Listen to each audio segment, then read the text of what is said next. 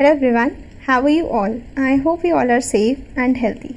So, this is the last video of the case scenarios. So, yeah, we have covered all the 28 case scenarios till date. 2 will be covered in this video and we'll be done with all the 30 case scenarios of law as well. First, we completed it for audit, now we'll be done with law as well. So, congratulations, finally, you'll be done with this. Okay, so let's begin with question number 29 or case scenario number 29 first. Let's not waste time. Mr. Singh, Mr. Khurana, Mr. Dhillon are best friends. Mr. Singh has been working as the bank manager since last 15 years. He took VRS from the bank as he wanted to start his own company. Mr. Khurana has been working as a financial advisor since last so many years, so he has a good experience and knowledge in finance. Mr. Dhillon is an engineer. Okay, so there are three friends. One was the bank manager, second one was the financial advisor, and third one is an engineer. Okay, and he is an engineer in an auto company for the last 14 years. Mr. Dhillon also took VRS to join Mr. Singh in the formation of the company. So finally, in 2014, the three best friends incorporated the company called Mehta Auto India Private Limited. So they formed a private company. Okay. After 2 years of the formation of the company, Mr. Rawat showed interest in the company. Mr. Rawat was one of the esteemed customers of the bank in which Mr. Singh was working. Mr. Singh was a bank manager. In that bank, Mr. Rawat was one of the esteemed customers. So he also showed interest in the company and bought 5% shares of the company. So Mr. Khurana, Mr. Singh, Mr. Dhillon were holding 95% of the stake in Mehta Auto India Private Limited, whereas Mr. Rawat was holding 5% shares of the company. Okay. Thereafter, in the year 2019, so the company was formed in 2014, but now in 2019, that is after 5 years, the company called Jagat Electric Limited, that is a public company, acquired 70% stake in Mehta Auto India Private Limited by way of a shareholders agreement with it. As per the agreement, the remaining 30% were to be held jointly by Mr. Khurana, Mr. Singh, Mr. Rawat and Mr. Dhillon. So, okay, the four of them will now have 30% stake only. 70% has been acquired by Jagat Electric Limited. Okay. Mr. Rawat had some serious kidney issues and the doctor had advised him for kidney transplant. Mr. Rawat wanted to go to USA as his son was also living there. So, Mr. Rawat sold his 5% stake to Jagat Electric Limited. Now, Jagat Electric Limited will have how much stake? 75%, and the other three friends will have 25%. After Mr. Rawat sold his 5% stake to JEL. Now, after buying the shares, JEL's total holding in the company increased to 75%. Okay, they have given it as well. Let's move on. Gradually, the shareholding of JEL in Mehta Auto India Private Limited increased to 92%. Okay, from 75% it increased to 92% by way of various agreements between them and the three friends, and the three friends were left with only 8% shareholding in the company. As a result, JEL had an upper hand in running the affairs of the company, due to which the day-to-day affairs of the company got affected to a great extent. तो ये तो बहुत गलत हो गया.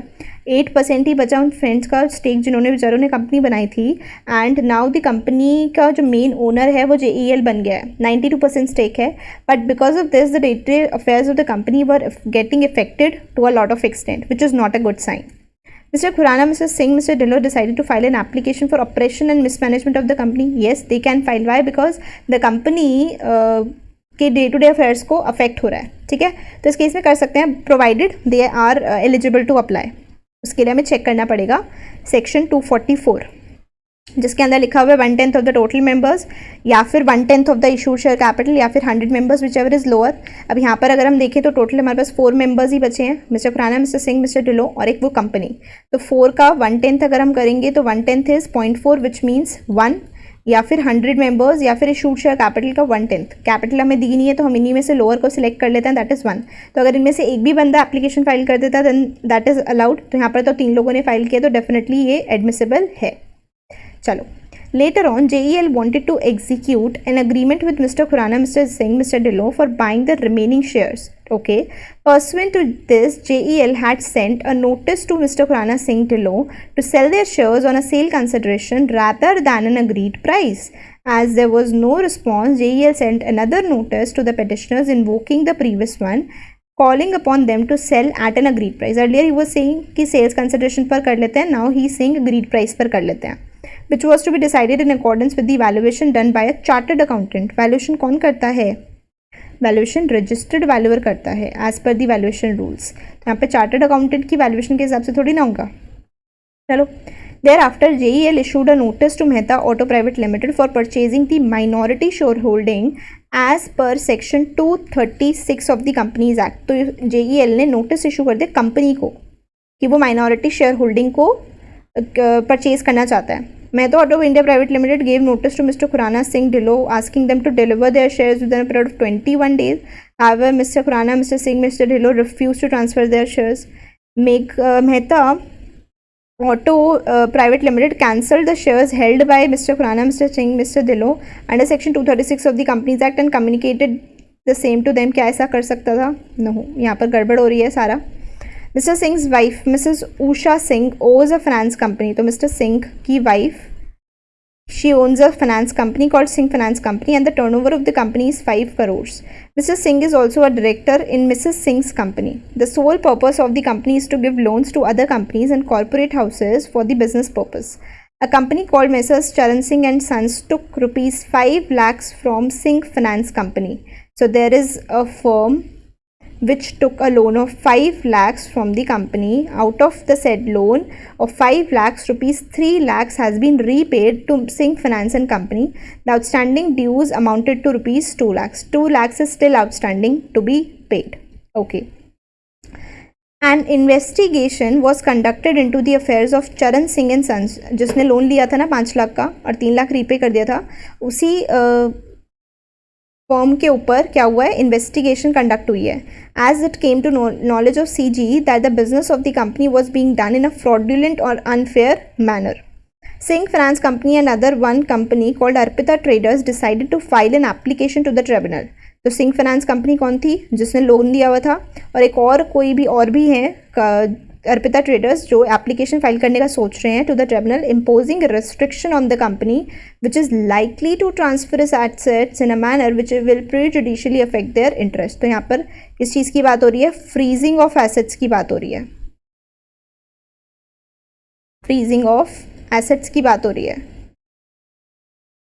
Freeze करवाने के लिए वो एप्लीकेशन कर रहे हैं, तो कोई दिक्कत नहीं है, करवा सकते हैं. लेकिन इसमें कंडीशन होती थी कि जिस क्रेडिटर का बैलेंस 1 लाख रुपए से कम का है तो उस केस में वो फाइल नहीं कर सकता. तो आपको बेसिकली आउटस्टैंडिंग बैलेंस देखना पड़ता है. अगर outstanding balance more than 1 lakh है तो ही आप अप्लाई कर सकते हो. यहाँ पर जो ये सिंह फाइनेंस कंपनी है इसका आउटस्टैंडिंग बैलेंस कितना है? 2 लाख. तो ये अप्लाई कर सकते, कोई दिक्कत नहीं है. अर्पिता ट्रेडर्स का अभी तक हमें बैलेंस पता नहीं है. Let's see. Singh finance company is a secured creditor. ठीक है, सिक्योर्ड क्रेडिटर है. Whereas Arpita Traders is an unsecured creditor who holds a debt of 75,000. ओहो, 75,000 इसलिए नहीं कर सकते. सिक्योर्ड अनसिक्योर्ड की बात नहीं थी, यहाँ पर अमाउंट ऑफ डेट की बात थी. अमाउंट ऑफ डेट 1 लाख से कम का है इस पर्टिकुलर केस में, इसीलिए ये अप्लाई नहीं कर सकता. But Singh finance company can file the application to the tribunal for freezing of assets. Okay. Mr. Khurana's son, Mr. Ritik, is working as a CFO in XYZ company for last 2 years. The central government has appointed inspectors to investigate into the affairs of XYZ company on intimation of special resolution passed by the company that the affairs of the company ought to be investigated under section 210. 210 में लिखा हुआ है कि अगर company special resolution pass कर देती है तो उस केस में भी आपका इन्वेस्टिगेशन कंडक्ट की जा सकती है. The main aim of the investigation is to obtain the evidence of or facts regarding any malpractice in the course of business and also to identify the profits and losses in the business. During the ongoing investigation, XYZ company decided to discharge Mr. Ritik from his duty. यहाँ पे protection of employees के लिए there is a particular section कि अगर investigation के time पर अगर कोई भी कंपनी डिस्चार्ज कर देती है किसी एम्प्लॉय को, सस्पेंड कर देती है या फिर उसको पनिश करने की कोशिश करती है, जैसे उसको रिमूव कर दिया, उसकी रैंक रिड्यूस कर दी या फिर उसको डिसमिस कर दिया या फिर उसकी जो एम्प्लॉयमेंट है उसको चेंज कर देती है टू हिज डिसएडवांटेज, तो इस पर्टिकुलर में there is a protection being provided to the employees and that is कि उनको क्या करना पड़ेगा, कंपनी को ट्रिब्यूनल से प्रायर अप्रूवल लेना पड़ेगा. 30 डेज़ का टाइम होता है. 30 डेज़ तक आपको वेट करना पड़ेगा. 30 डेज़ का प्रायर अप्रूवल होता है बेसिकली. रिमूव करने से पहले you will have to take the 30 days prior approval. Approval मिल गया, ठीक है। नहीं मिला within a period of 30 days तो उस केस में आप प्रोसीड कर सकती थी कंपनी, बट यहाँ पर तो कोई अप्रूवल की बात ही नहीं करी इन्होंने, तो सीधा उसको डिस्चार्ज करने का डिसाइड कर दिया, ठीक है। चलो let's see questions. Mr. Khurana, Mr. Singh Dhillon had filed an application for operation mismanagement under Section 244 of the Companies Act 2013 against Jagat Electric Limited to NCLT. Do you think NCLT will entertain such application? Yes, they will entertain. Why? Because they have filed within the limits. मतलब उन्होंने जो criteria होता है उसको fulfil किया है, that is 1/10 वाली जो लिमिट मैंने बताई थी ना, उसके हिसाब से। JEL acquire share under Section 236, so they were no longer shareholders. No. The application is maintainable as they had fulfilled the criteria under Section 244. Yes. NCLT will finally decide if it wants to entertain the application or not. Application of operation mismanagement cannot be maintained as 3 of them holds less than 10% of the shares. No, हमें यहाँ पे ये नहीं देखना था, हमें lower देखना होता है 1/10 of the members या फिर 100 या फिर issued share capital. तो यहाँ पर since they were satisfying the condition, that is why they can definitely apply. Let's move on to the next question. Question number 2. JEL sent notice under Section 236 subsection 1 of Companies Act 2013. Okay, JEL sent a notice under Section 236 subsection 1 to Mr. Khurana, Singh, Dhillon respectively to sell their shares at an agreed price decided by a chartered accountant. गलत हो गया था ना, registered valuer decide करता है as per the registered ये valuation rules. Do you think the minority shareholders in such a case are liable to do so? No. तो yes answer आपका गलत है। यस आपके सारे गलत हो गए। करेक्ट आंसर क्या है? No, because it is optional for them and also the price should be determined on the basis of valuation done by a registered valuer. बिल्कुल ठीक है, कोई ज़बरदस्ती नहीं है, ऑप्शनल है। So that is why correct option is B. Let's move on to the next question. Question number 3. Mehta Auto Private Limited cancelled the shares held by minority under Section 236. Whether the cancellation of shares by Mehta Auto Private Limited can be considered as valid? No, it cannot be considered as valid. So yes वाले options आपकी गलत हैं। अरे 3 option yes वाले दे दिए, तीनों ही गलत हो गए। तो करेक्ट आंसर क्या है? B. As the minority shareholders may agree to sell their shares and cancellation of shares by Mehta Auto Private Limited cannot be considered as valid. वो खुद से चाहते तो वो अग्री कर सकते थे, तो इसमें आपकी ये वाली चीज़ गलत है, आप उन पर जोर ज़बरदस्ती नहीं कर सकते। Next question number 4.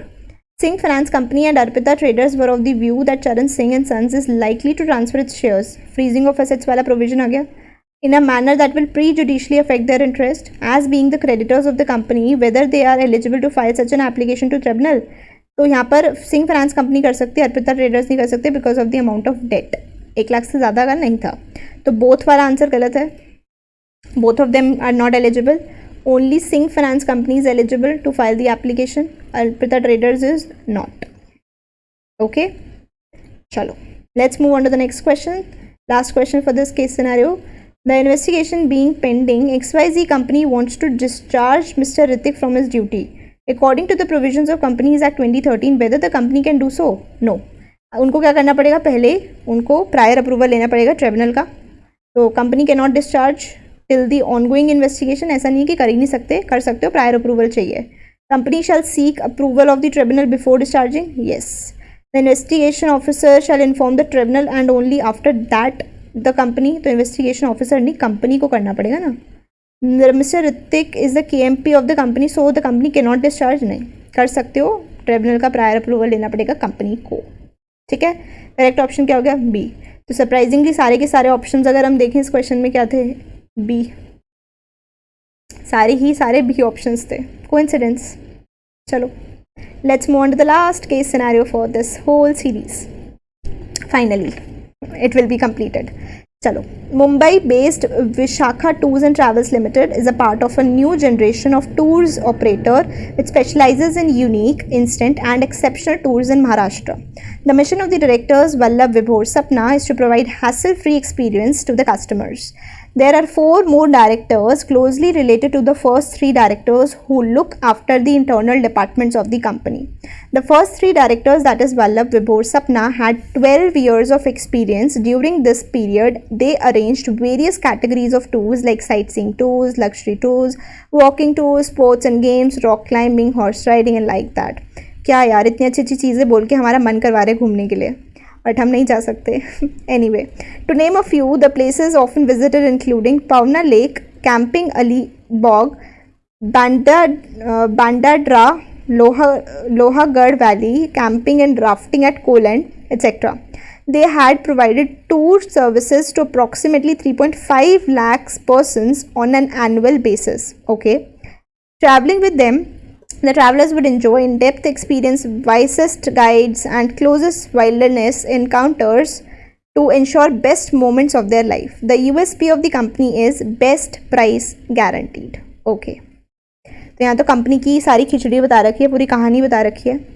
Let's check आगे क्या दिया है. According to the audited financial statements, the paid up share capital of VTTL as on 31 March 2020 was 6 crores.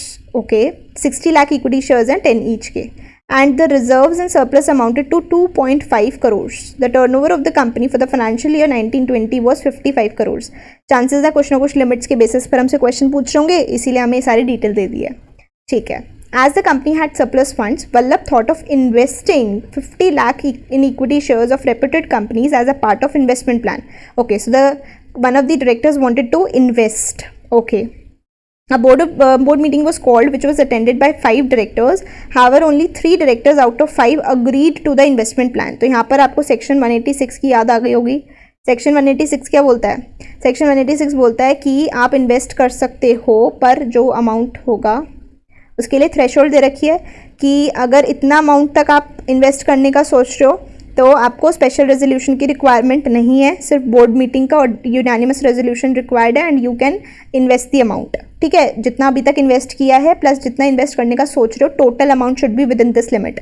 इससे एक्सीड हुआ, जनरल मीटिंग का special resolution will be required. इस case में सिर्फ और सिर्फ जनरल मीटिंग का जनरल मीटिंग का नहीं, बोर्ड मीटिंग का unanimous resolution is only required. अब क्या केस होता है, क्या लिमिट होती है? तो 60% of the paid up share capital plus free reserves plus securities premium, इन सबको टोटल करो और इसका 60% कैलकुलेट करो. उसको कंपेयर कर लो 100% of free reserves plus securities premium के साथ. जो भी लिमिट आपकी हायर, दोनों में से जो भी हायर होगा ना, that is going to be the limit. अगर इस लिमिट तक आपने इन्वेस्ट करा तो कोई दिक्कत नहीं है, सिर्फ बोर्ड मीटिंग का यूनानिमस रेजोल्यूशन रिक्वायर्ड. इससे ज़्यादा किया तो स्पेशल रेजोल्यूशन जनरल मीटिंग का इज़ रिक्वायर्ड. ठीक है, तो यहाँ पर हमें समझ आ गया कि हमें ये लिमिट्स क्यों दी होंगी, तो हम कैलकुलेट कर लेते हैं. 60% of paid up plus free reserves मतलब 6 crore plus 2.5 reserves and surplus दे रखा है ना डायरेक्ट, तो 6 प्लस 2.5 8.5. 8.5 का 60% is coming out to be 5.1 crores and we have to compare it with 100% of 2.5. तो 100% of 2.5 which is coming out to be 2.5 only, which means 5.1 और 2.5 which ever is higher. तो 5.1 मेरी लिमिट हो जाएगी. 5.1 is CR. ठीक है, तो यहाँ पर हमसे बोला कितना था, 50 lakhs इन्वेस्ट करने का सोच रहे हैं, तो it is well with in the limit. सिर्फ बोर्ड मीटिंग का यूनानिमस रेजोल्यूशन रिक्वायर्ड है. पर यहाँ पर वो कह रहे हैं कि जो बोर्ड मीटिंग हुई उसके अंदर 5 डायरेक्टर्स आए थे. ठीक है, 5 में से सिर्फ और सिर्फ 3 ने क्या किया, अग्री किया है. तो यूनानिमस रेजोल्यूशन पास नहीं हुआ, इसका मतलब कि आप इन्वेस्ट नहीं कर सकते. Simple. Vallabh Vibhor were keen to diversify the activities of the company into certain other areas as well. They were of the opinion to buy a big plot of land in Lonavala and construct a theme park for fun and frolic on weekend getaways. It was supposed to provide all the amenities and comfort, including 5 acres of water park, 2 roller coasters, 50 other attractions. Their aim was to ensure that their guests enjoy exclusive privileges, novel experience with most competitive prices. To deliberate on the issues, VTTL called a board meeting on 10th of September 2020 at 3 p.m. at its registered office at Worli, Mumbai. However, no business could be undertaken for want of quorum and the meeting was adjourned. Okay, तो meeting adjourn हो गई because quorum नहीं हो पाया. तो इस case में आपकी जो मीटिंग है वो adjourn हो गई. adjourn कब तक होगी? नेक्स्ट वीक मीटिंग होगी, लेकिन सेम टाइम पर और सेम प्लेस पर होगी, provided it is not a national holiday. And national holiday है तो फिर नेक्स्ट डे हो जाएगी. बट नेशनल हॉलीडे के केस में remember Sunday is not a national holiday, है ना, ये भी याद रखना पड़ता है हमें. चलो, तो 10th सितंबर का मतलब हो गया नेक्स्ट वीक, और 3 PM पर ही होगी, रजिस्टर्ड ऑफिस पर ही होगी, नेक्स्ट वीक होगी. लेकिन ठीक है, let's see what questions they have framed. First question is, in the above case scenario one of the directors Vallabh wanted to invest surplus funds of the company amounting to 50 lakhs in equity shares of a reputed company as a part of investment plan. It is noticed that 5 directors out of 7 attended the board meeting. कोई बात नहीं, लेकिन अगर 5 के 5 vote कर देते ना, agree कर देते, तो रेजोल्यूशन पास हो जाता. बट यहाँ पर ये मतलब नहीं था कि कितने डायरेक्टर्स हैं. बेसिकली होता है जो मीटिंग के अंदर लोग प्रेजेंट है, प्रेजेंट एंड वोटिंग, वो यूनानिमस होना चाहिए था. So, chalo, it is noticed that 5 directors out of 7 directors attended the board meeting in which this proposal was discussed, and only 3 directors consented the proposal. Which one of the following options is applicable in the given situation? Let's check. BTTL can go ahead with such investment plans since majority of the directors present at the board meeting agreed. No. Cannot invest funds amounting to 50 lakhs in the equity shares of reputed company since all the 5 directors present at the meeting did not agree to such investment plan. बिल्कुल ठीक क्या है, board meeting का unanimous resolution pass नहीं हो पाया, इस वजह से. BTTL cannot invest ₹50 lakhs in the equity shares of a reputed company since the total strength of 7 directors must attend. नहीं, ऐसी कोई कंडीशन नहीं थी भाई. BTTL cannot invest ₹50 lakhs in the equity shares of reputed company since the investment plan did not receive the consent of 3/4 majority. नहीं भाई, unanimous चाहिए था. इस केस में ये भी ऑप्शन गलत है. Let's move on to the next question. Question number 2. From the case scenario, it is evident that BTTL called board meeting on 10th of September 2020, 3 PM at its registered office, Worli, Mumbai, to deliberate on the issue of expanding its activities into certain other areas as well. However, no business could be undertaken for want of quorum, and the meeting was adjourned. From the following options, choose one which indicates the correct date, time and place. Okay, so they have asked us कि correct date, time, place क्या होगा. So meeting हुई थी 10th of September को. 10th of September का मतलब हो गया next week के अंदर मीटिंग होगी. अब तो नेक्स्ट वीक के अंदर का मतलब हो गया it will be conducted on plus 7 days, 17th of September. 17th of September को होगी, 3 PM पर होगी, रजिस्टर्ड ऑफिस वर्ली मुंबई के अंदर ही होगी. लेट्स चेक क्या आंसर दिए हुए हैं. Adjourn meeting needs to be held on 13th. 13th तो बहुत ज़्यादा पास हो गया, इसको हटा दो. 15th no. Board meeting will be held on 17th yes. 3 PM registered office Worli Mumbai, बिल्कुल करेक्ट है. 20th बहुत दूर हो गया, इसको भी हटा दो. करेक्ट आंसर क्या है? सी. काफ़ी इजी प्रोविजन है. सेक्शन कौन सा होता था मीटिंग का? शायद 173 होता है. Still I am not sure. मत नहीं, कुछ भी नहीं बोला मैंने, इग्नोर. सेक्शन कभी कभी गलत हो जाते हैं, इसलिए आई ऑल्सो फियर समटाइम्स कुछ भी सेक्शन बोलने से पहले. तो आई डोंट नो, हो सकता है 173 है जितना मुझे याद आ रहा है, बट फिर भी छोड़ो. Let's move on to the next question. Question number 3. The case scenario does not speak about the appointment of any independent director. Section 149. Okay. Which one of the following options indicate the number of independent directors which BTTL is required to appoint based on the financial results? So हम इसमें ऊपर जाके देखते हैं. पहले तो क्या ये लिस्टेड कंपनी थी? नो. लिस्टेड के बारे में तो कुछ हमने पढ़ा नहीं, बट हाँ हमें लिमिट्स ज़रूर दे रखी थी. लिमिट्स के बेसिस पर वी कैन चेक. तो यहाँ पर लिमिट्स के बेसिस पर if we see paid up share capital क्या होती है वैसे, अगर अनलिस्टेड पब्लिक कंपनी होती है तो पब्लिक कंपनी तो है ना, ये भी चेक कर लेते हैं. ओहो, why is it not moving? Yes, it is a public company, unlisted public company है. तो अनलिस्टेड पब्लिक कंपनी के केस में इंडिपेंडेंट डायरेक्टर्स की क्या रिक्वायरमेंट होती थी? Paid up share capital more than equal to 10 crores, borrowings more than 50 crores and turnover more than equal to 100 crores. इनमें से कोई भी लिमिट एक्सीड हुई तो आपको एटलीस्ट 2 इंडिपेंडेंट डायरेक्टर्स रखने पड़ेंगे. तो इस केस में हम देखें इसमें हमारी पेड अप शेयर कैपिटल की रिक्वायरमेंट तो कंप्लाई नहीं. ओहो, what is happening? Paid up share capital की तो हमारी रिक्वायरमेंट कंप्लाई नहीं हो रही है. देन वी हैव रिजर्व्स, इसी में आ गए. पेड अप टर्नओवर में देखें तो टर्नओवर 55, तो ये भी हमारा सेटिस्फाइड नहीं हो रहा. बोरोइंग्स हमें दी नहीं हुई, तो इंडिपेंडेंट डायरेक्टर की रिक्वायरमेंट इसमें तो नहीं आ रही है. Let's check. VTTL is required to appoint, गलत हो गया. It is not required to appoint. That is why C option is correct. Okay, चलो, let's move on to the next question. Question number 4. From the options given below, choose the one which indicates the maximum amount which VTTL can invest for acquiring by way of purchase of securities of any other body corporate without passing the special resolution in the general meeting. तो section 186 वाली बात ही बोल रहे हैं कि limit क्या थी कि मैक्सिमम कितना वो अमाउंट इन्वेस्ट कर सकते थे without passing special resolution, but of course board meeting का यूनानिमस तो चाहिए था, बट लिमिट हम कैलकुलेट कर चुके थे 5.1 करोड़। तो 5.1 करोड़ इज दी आंसर। तो इधर ऑप्शन क्या है, 6 करोड़, नो। मैक्सिमम इन्वेस्ट कर सकते हैं 5.9, 3.6, 5.1, तो 5.1।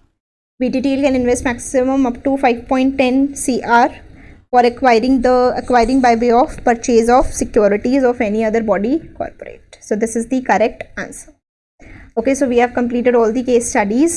I hope you enjoyed solving all the case scenarios with me, all the MCQs with me. In case you did, तो प्लीज़ ये सारी वीडियोस अपने फ्रेंड्स के साथ भी शेयर करना, जिससे कि उनको भी इन वीडियोस की हेल्प मिल पाए और मुझे भी अच्छा लगे। जब लोगों को हेल्प मिलती है तो मुझे बहुत अच्छा लगता है।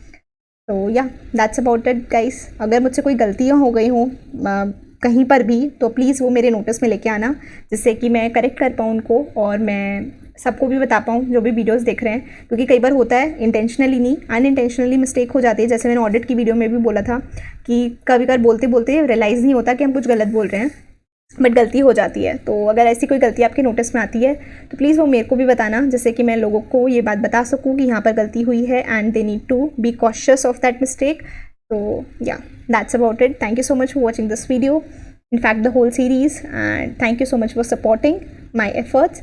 That's about it. I'll see you in the next video. Till then, stay safe, stay healthy, and always be happy. Bye bye.